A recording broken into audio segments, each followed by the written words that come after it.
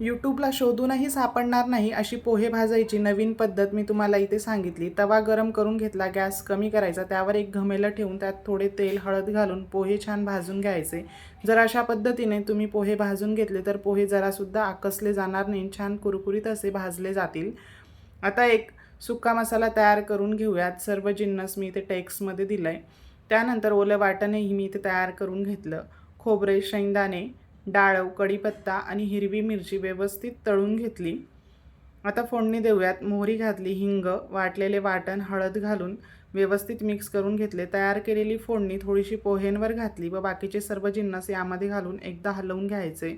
सुका मसाला यामध्ये थोडा घालूयात। त्यानंतर उरलेला सर्व मसाला मी इथे पोह्यांमध्ये घातलाय। तर सर्व जिन्नस व्यवस्थित एकजीव करून घ्यायचा। अशा पद्धतीने जरासुद्धा पोहे न आकसता मस्त चटपटीत असा पोह्यांचा चिवडा तयार आहे।